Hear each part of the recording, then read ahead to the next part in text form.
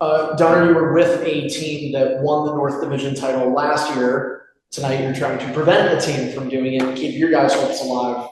What do you think needs to go right? I think we can learn from the last couple games, and I mean, I think just the intensity this time of year it can go up a little bit as a team for us, and we know that. But it's just making sure we focus on the details of the game and focus on playing our game. One of the things that we've talked to you a lot, it feels like, and you've mentioned how like this time of year it's not bad to have adversity, right? And losing is okay, but are there concerns when you look at the last 3 or 4 games of getting away from the identity too much? I think there definitely is a little bit, but I think that's it's a good challenge for us because, like I said, we played a team the last 3 games that needed those wins, like a very desperate hockey team, and they played like that, and it shows what you need to do on a daily night to win in these in this time of year and especially in the playoffs. So I think for us the most important thing is we don't wait till the playoffs to start because it's too late. Like you can't just turn it on when you want to. So for us, it's finding a way to get into that right now and competing right away, so that by the time we hit playoffs, we're in our groove, we are competing hard, we're playing our game, and we're playing with the desperation.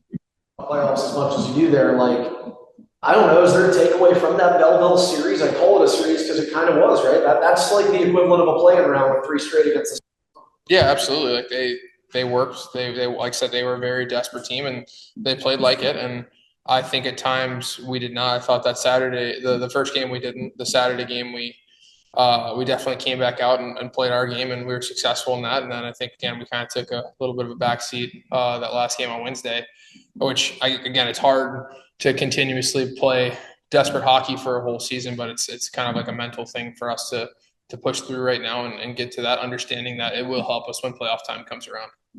Been a professional for several seasons. You've gotten to April plenty of times before. I mean, what is the mindset of a pro hockey player right now when you know the playoffs are there?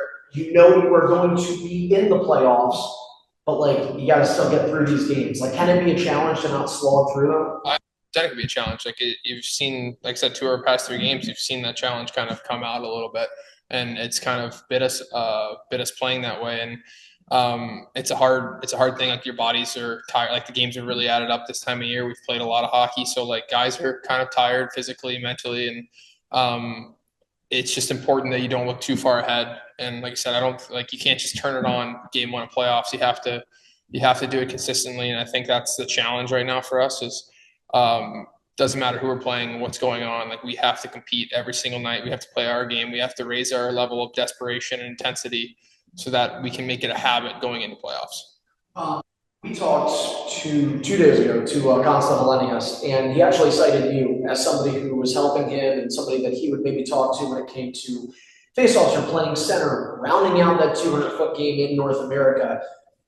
You know, you're kind of in that veteran spot now where you're seeing some of the youth. What have you made of his season? I have been so impressed with him these last couple of weeks. Because I know early on it maybe wasn't gelling like the way maybe he wanted it to, and things weren't necessarily going his way ideally. And he's really started to like play the game more well rounded, like do the things that are hard to do, maybe not always fun to do. And he's really bought into doing it that way, and it's really helped him everywhere else. And like I'm happy that he's getting rewarded for it now too. So like I'm so proud of him for doing that because it's not an easy thing to do. And but he's like put his ego aside to play the game the right way and to learn. And I'm so impressed that he's done that, and you can see the strides he's taken. Like he's been one of our best players these past couple weeks, and you can see him. He's just continuing to get better and better, and it takes time for guys in pro too. And like I'm happy that he's starting to like really figure it out. And so I'm really excited for him going forward, and I'm excited for him to get an opportunity in playoffs, especially with the way he's playing. So I think he can have a huge impact for us. Obviously, he has recently and continuing going forward.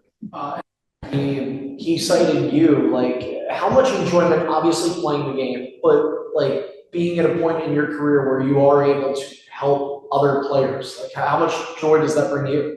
It's a lot of fun. Like face offs are a good example. Like I've taken over 1,000 this year. In my years past, I've probably taken over like 5,000 face offs. So I've seen a lot of different things, and it's just trying to pass on what I've learned a little bit. And I mean, hoping that guys do it for me as well when they see something that I don't necessarily have a read as much of. They try to help me out. And so like I just think like if you know something, it's good to help your teammates and pass it on. And I'm learning stuff from him as well. I'm learning stuff from a lot of our players. We have a very high skill group and a lot of very elite passers and shooters. And so like I'm trying to pick things up from them as well. And I think it's part of being a team is just all kind of helping each other out and kind of giving your strengths and buying into that. But it's huge kudos to him because like he wants to get better, he wants to learn, and he's listening. So it's like it's a huge credit to him because a lot of times maybe guys won't listen, but he will, and he wants to get better. So again, really excited for him. He's been awesome recently, and it's all kudos to his hard work and his mentality recently.